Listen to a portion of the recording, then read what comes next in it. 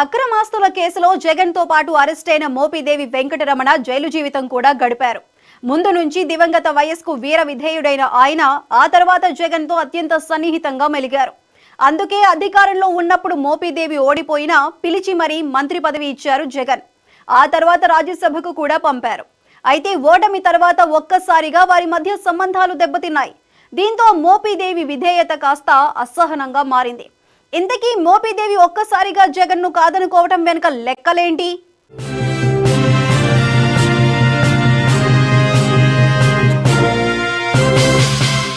దివంగత వైఎస్ ఆశీస్సులతో కాంగ్రెస్ నుంచి పొలిటికల్ ఎంట్రీ ఇచ్చారు మోపిదేవి వెంకటరమణ.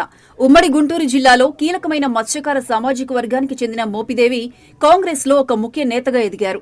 తర్వాత జగన్ బాట పట్టారు. ఇప్పుడు ఉన్నట్టుండి వైసీపీ ప్రాథమిక సభ్యత్వానికి, రాజ్యసభ సభ్యత్వానికి ఆయన రాజీనామా చేయడం రాజకీయంగా సంచలనం సృష్టించింది.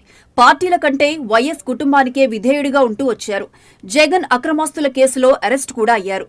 వైసీపీ ఆవిర్భావం నుంచి జగన్ కు అత్యంత సన్నిహితుడిగా మెలిగిన మోపిదేవి వెంకటరమణ పార్టీలో కూడా కీలక పాత్ర పోషించారు. ముఖ్యంగా గుంటూరు, బాపట్ల జిల్లాల్లో ఆయన వైసీపీ కీలక నేతగా వ్యవహరించారు. అటువంటి మోపిదేవి పార్టీకి గుడ్ బై చెప్పడమే కాకుండా తెలుగుదేశం గూటికి చేరనున్నట్లు ప్రకటించడం మీద సర్వత్రా విస్మయం వ్యక్తమవుతోంది. జగన్ పట్ల మోపిదేవికి అంతగా అసంతృప్తి పేరుకుపోవడం వెనుక చాలా లెక్కలే ఉన్నాయంటున్నారు. ముఖ్యంగా 2024 అసెంబ్లీ ఎన్నికల్లో రేపల్ల నియోజకవర్గం నుంచి పోటీ చేయడానికి మోపిదేవి ప్రయత్నించారు. తనకు కాకపోతే తన సోదరికి అయినా టికెట్ ఇవ్వాలని జగన్ ని అడిగారు. రాజ్యసభ చైర్మన్ గారు, ఉపరాష్ట్రపతి గారిని కలిసి సమర్పించడం జరిగింది. వారు సాంప్రదాయబద్ధంగా కొన్ని ప్రశ్నలు వేయటం, వాటన్నిటిని కూడా మేము మనస్ఫూర్తిగా అంగీకరించడం జరిగింది.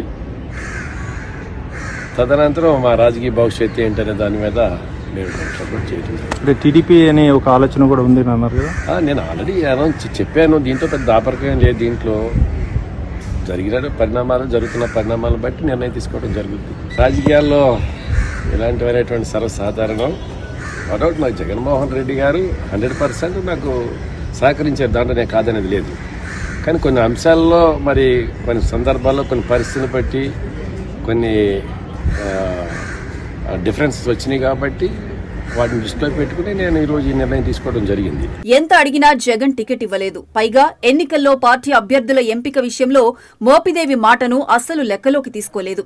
చివరికి పార్టీ వ్యవహారాల్లో కూడా మోపిదేవికి ఇసుమంతైనా ప్రాధాన్యం ఇవ్వలేదు. అలా పూచిక పుల్లలా తీసేసి పూర్తిగా పక్కన పెట్టేయడంతో మోపిదేవి బాగా హర్టయ్యారట. వైసీపీ ఓడిపోయాక మోపిదేవి పూర్తిగా పార్టీకి దూరమయ్యారు. పార్టీ వ్యవహారాలు, కార్యక్రమాల్లో అంటీముట్టనట్టు వ్యవహరిస్తూ వచ్చారు.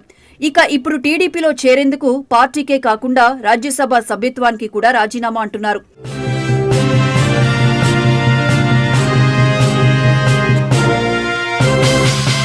రేపల్ల నియోజకవర్గంలో మోపిదేవికి టీడీపీ మంత్రి అనగాని సత్యప్రసాద్ రాజకీయ ప్రత్యర్థిగా ఉన్నారు.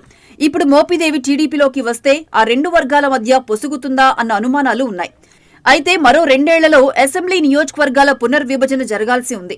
అప్పుడు రేపల్లెను అనగానికి వదిలేసి కొత్తగా ఏర్పడే సెగ్మెంట్ కి మోపిదేవి ఫ్యామిలీ షిఫ్ట్ అయ్యేలా టీడీపీ పెద్దలు రాజీవ్ ఫార్ములా వర్కౌట్ చేశారట.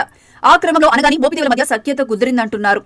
ఏది ఏమైనా మోపిదేవి రాజీనామా మాత్రం వైసీపీకి కోలుకోలేని షాకే అంటున్నారు.